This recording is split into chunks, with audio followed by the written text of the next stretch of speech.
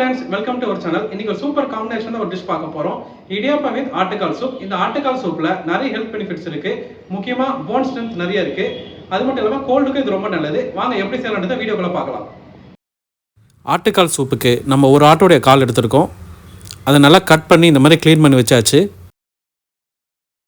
Next ஒரு mixie ஜாரில் ஒரு 50 கிராம் இஞ்சி ஆட் பண்ணிக்கலாம். ஒரு 80 கிராம் உரிச்ச பூண்டு ஆட் பண்ணிக்கலாம்.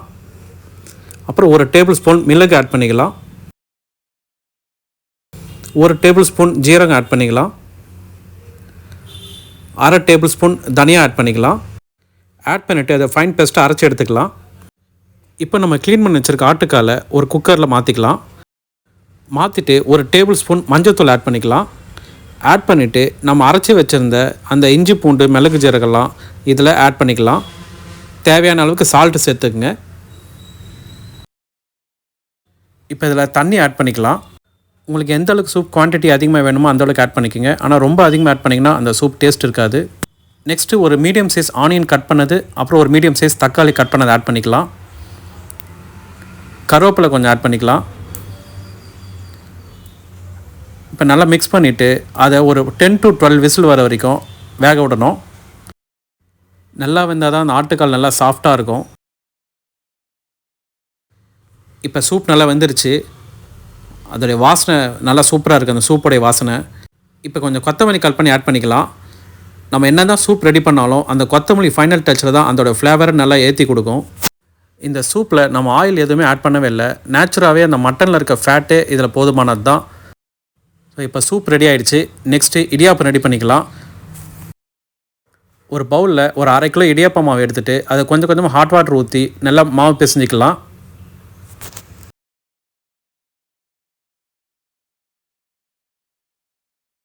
மாவு பிசைஞ்சாச்சு. இப்போ இடியாப்பம் வச்சு யூஸ் பண்ணி இடியாப்பம் புழிஞ்சிடலாம்.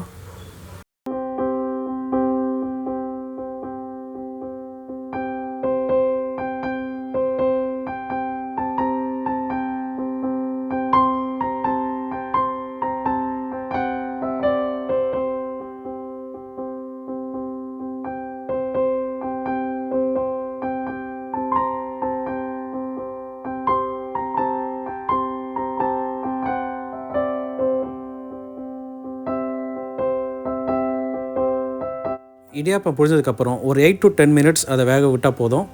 இடியாப்பம் ரெடி ஆகிடுச்சு. இப்போ இடியாப்பமும் ஆட்டுக்கால் சூப்பும் பிளேட்டிங் பண்ணிடலாம்.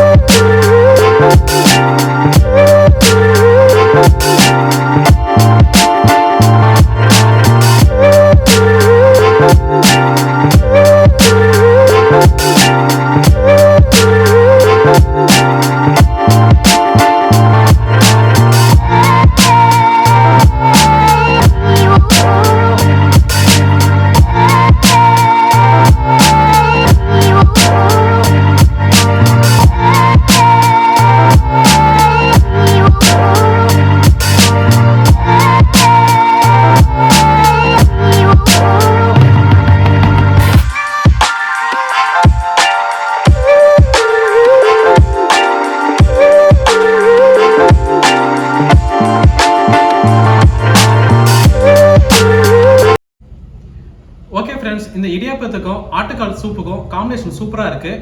இந்த மாதிரி நீங்களும் வீட்டில் ட்ரை பண்ணி பாருங்கள். இந்த வீடியோ பிடிச்சிருந்தா லைக் பண்ணுங்கள், ஷேர் பண்ணுங்கள், சப்ஸ்கிரைப் பண்ணுங்கள். மறக்காம பெல் பட்டனை கிளிக் பண்ணுங்கள். சைனிங் ஆஃப், உங்கள் ராம்.